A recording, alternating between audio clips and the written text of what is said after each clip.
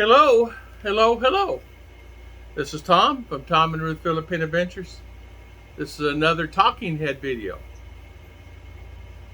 Today we're going to talk about, I got a lot of subjects to talk about today. So I'm going to narrow it down to like 3 or 4.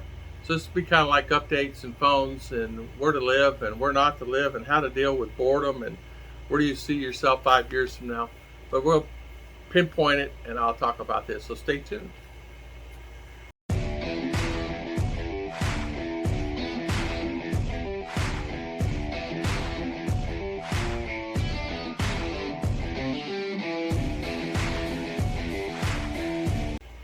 Everyone asked me, says, well, when are you going to do the one on the salaries? Salary video. I still have to do some more research on the salary, so I will give you updates on that. Average salary in the Philippines. Now, it varies wherever you live. Like I live here, it's really different than what it is in Manila. I mean, a big difference. But even in Manila, don't think that it's not there, that etched in stone. It's not etched in stone that way. Today also, we're looking at this, searching for your Filipina. I was going to talk about that. But I decided to talk about phone setup, phones. The reason I'm talking about this, I've had 3 or 4 inquiries the last couple of days on phones. How do you call back the U.S.? And how do you have USA address? And what's going on with that?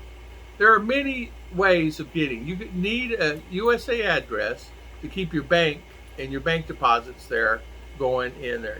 The banks need a USA address. There's mail drops. There's mail services that have that. $120 a year. There's many online. There's one in California that's really $100 a year. And you actually ship stuff to it, and they can ship you bleak bond boxes, things like that. And that's what I'm looking at also. I got my buddy Claude there in Texas. Also said he'd send me a box. But we're going to talk about this. Phones. Phones in the Philippines.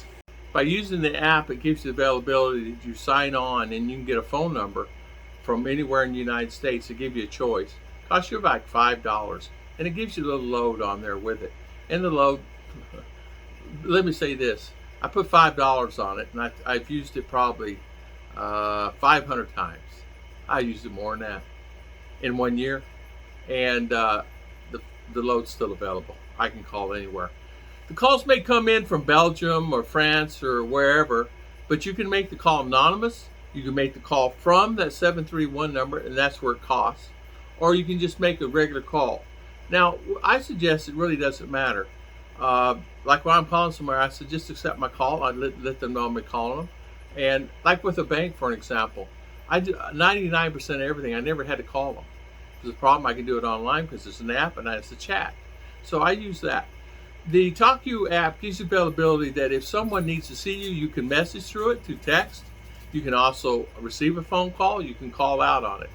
Like, for example, my cards come in. No worries. My cards come in. I just use the 1-800 on the phone, TalkU, and put in my done. It's done. And that's it. So I just did an American last week. It was last week. I'm sorry. Thursday, Friday. That needed their card activated, and he didn't know how to do it. So he came here, and I used my phone.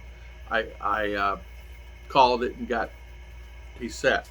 So TalkU is really a good thing. So if you're looking at something, just get the app TalkU, get a phone number. And I've had this. I used Pickford, Tennessee, and I've had this phone number 7 years, and fine. I use it all the time. How to deal with boredom. We often have a problem with boredom. I think it's where you live. And I think a lot of times people don't really realize boredom. And you know what? It depends on what kind of person you are, what kind of things are going on in your life, and what if you're active, if you're not active. But I think a lot of people say, well, I'll just come there. I'm not going to worry about anything right now, and I can always come back to the States or whatever. And you can. But maybe when you live out in the province, like where I live, you might get a little bored. Even though there's malls, you just get tired of going to one mall. There's only 2 malls where I'm at. One's really old and one's new, brand new. And you kind of get tired of it. I get tired of going and eating the same restaurants and things like that. I went to Ollie the last couple of weeks, and Great place to go, and I think I'm going to make it a time where I just go there almost every day between 9 and 9:30, and do that. So boredom can really set in on you, and it doesn't just hit people like me. And I have to say, I'm a little bored too, because, well, went there, did that, did this, that.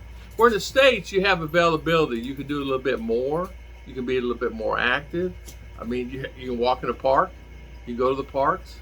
They have parks here, but not where I'm available, and not where I've seen in CDO, and not in Davao. The great parks, I've been to a lot of parks in Davao, all over the place in Davao. And been all over the zoo. I've been all over Davao and CDO, and I've been there, done that. There's nowhere else for me to go and do.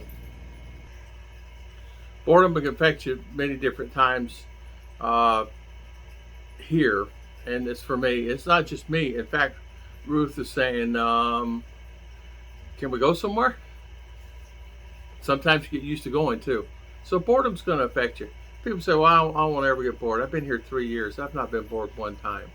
Well, guys have been here 1 year, been bored. There's guys been here like me, 7.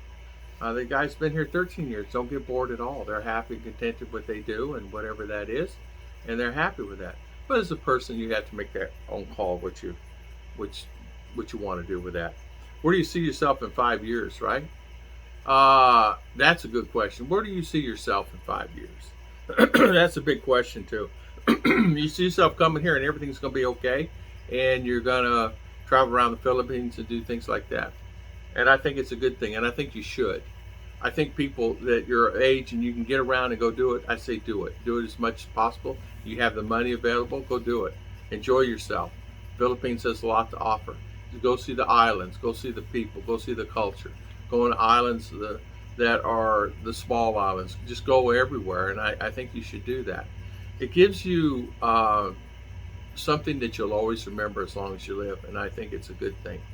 A thing that you have to be prepared for, and I'm going to say this, is if you're going to be traveling around, just plan. You'll need some type of motorcycle or vehicle, because not always are things available when you get off. We found that out in Cebu. We found out that if we had a motorcycle transportation, we had a heck of a time getting a car, Uber, Grab, anything we get our hands on. We did everything we could do, and there's times we had to wait an hour and a half, 2 hours. Coming off the ship, honestly, it took us forever to get one. I actually had to do a New Yorker thing, go stand out in the middle of the street, and I had to walk about a half a mile. I learned that don't group here, group down the road where they're coming from. So if the taxis are coming from this way, it's actually try a street that both ways, right? The ship comes in here in the street, and then there's another street goes like this off the ship, and everybody's grabbing them. Everybody was grabbing the cars before I could even get to them. And I mean, grabbing them. And I said, I'll do the New York thing. So be prepared for that. Go down a quarter mile, catch taxis coming down, because he's going to see you. And if you're a foreigner or if you're something, he'll stop. And that's how I got a taxi. Boy, the people were so angry at me for doing that. I've done that so many times here that people eventually they're going to catch on. They need to do that. And so right at this time is the way to do it. You just go down a quarter mile or something and just walk down there. You'll find a taxi. It's empty, and say, hey, come over here. I need to pick up my family down the street here. And I asked him, I said, he says, there's not enough taxis that come to this port here, because it's sporadic on times, and they make so much more money in the inner city. He says, out here, it's like we don't make enough money. He says, I just happen to be out here. He said, I normally don't go to this area. So be prepared for traffic, travel times if you're traveling. That's so important. I can do a whole video on it, and just my experience for the 7 years I've been here. A lot of guys go to Manila and stay in Manila and go to the surrounding areas, 30, 40 minutes out, and never really travel around outside the city. I mean, they really don't get out. Like Orlando, there's so many places outside it, you never really get outside Orlando. There's Altamont Springs, there's Maitland, there's Lake Mary, there, and then you get into Sanford, and that's this way. Going the other way, you got Kissimmee, and so you have these places that really still, that's Orlando. That's really considered, even though their name, like PO, whatever, Altamont Springs. Your address is Altamont Springs, but same here. You need to get out and outside those areas to really see what the Philippines is about. The thing that, and I noticed even in CDO, I said, why is this thing saying we're in CDO? He says, well, this is considered CDO. I said, way out here by the airport. Yes. So I said, so we're in CDO now, even though we're 50 miles outside here. Yes, this is considered CDO. This is CDO address out here. And I said, so we're out, Miss Orient. I said, okay, so we're really still in CDO. Yes, you're still in CDO. So, and I said, okay, so you have to plan. I'm telling the guys, please plan for that. So, updates. Another last thing I'm going to say before I close this out is, should you own a car in the Philippines? That is a very big question. Should you own a car in the Philippines? First question I should answer is yes. Should you own one? Yes. But here's the big but. How much are you going to drive it? Is it going to be worthwhile for you? If you're just going to drive it 300, 400, 500 miles a year, or if you're going to put 5,000 or 6,000 miles a year, I'm saying kilometers, whatever. Are you going to put 10,000 miles a year on it? Are you going to put 500 miles a month on it? Then it's worthwhile. If you're just going to town and back and things like that, not really doing any trips, you don't need a car. Use a taxi. Use a tricycle. Buy your motorcycle. Buy you a tuk-tuk. Do like Bud Brown. Buy you a tuk-tuk. Don't waste money on a car. But a tuk-tuk's $3,000. Almost $4,000, actually. It's almost $4,000. $3,500, like that. So, there you go. But can you buy a car for $3,000? Nah, questionable. Not really. You can. But boy, have it checked out. Take the mechanic. Have them tear down. Check everything on it. Transmission's the main thing. Manual or stick.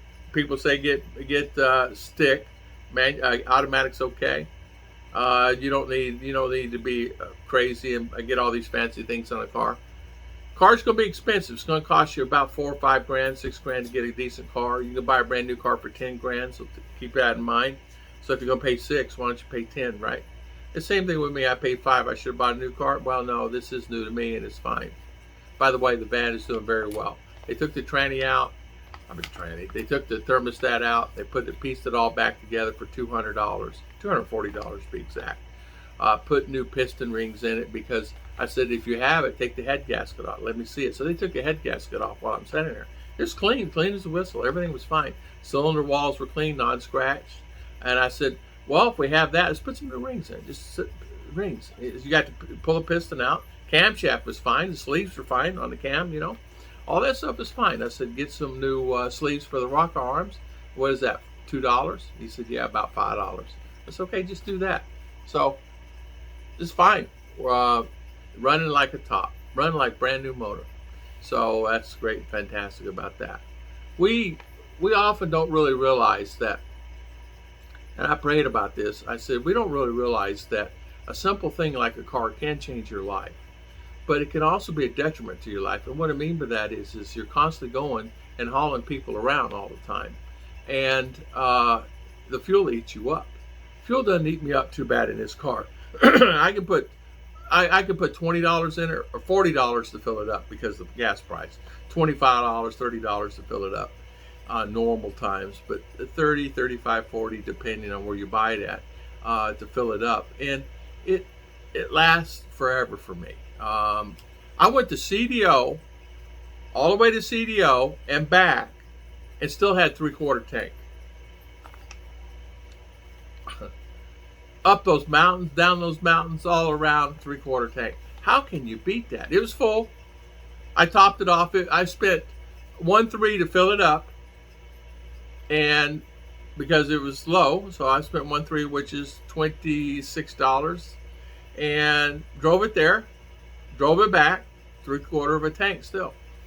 Man, you can't beat that. It's about 80, I would say 80 miles. 80 miles round trip. No, 160 miles. 80 miles there, 80 miles back. So, but it takes 2 to 3 hours, or sometimes longer, because of the traffic in this trucks. You're going up a grade, and the truck's going up a grade like this, and both lanes are packed. So what do you do? So that's the problem. And not only that, school, they'll stop you 100 times. You know how many schools you pass going somewhere? 50 schools. So that's the problem also. Driving can be particular. And honestly, when I drive here in the Philippines and keep driving here, I'm questioning whether I'm going to keep driving here, because it's too, it's inevitable. It's inevitable something's going to happen, because they drive crazy here. It's inevitable. And I'm really thinking serious about that. And Ruth has said the same thing. Said some guy drove by, even though I hit a guy with a handlebar with my mirror because he flipped it up. The streets are this big. There was a guy came by on a bike, hit my mirror with his things, because they're driving and they have these mirrors that go out like this, trying to be like truckers, right? Well, it hit your car. I know I'm going on 13 minutes. It's okay. So where do you see yourself in 5 years from now? I see myself 5 years from now, hopefully in U.S., working a little and back here. And Ruth wants to go there to draw on my Social Security or gain her own Social Security. She's there 5 years and she can work. She's fine. So there you go. I want to thank everybody for always watching. So I really appreciate it. And thank you guys for spending your valuable time with me today. God bless everybody, and I'll see you guys next time. Okay, you are thinking about coming to the Philippines, and you don't really know, should I keep my phone? How do I keep my phone? Is there international calling where I'm going? Can I keep my T-Mobile phone number? T-Mobile, a lot of them do have international calling. It's kind of expensive. Don't worry with that. You don't need it. You don't need it at all. There's many ways for you to get a phone number here. There's many ways you can get a USA phone number. There's many apps out there. The best one I found for the last 7 years, I use a company called TalkU, Talku.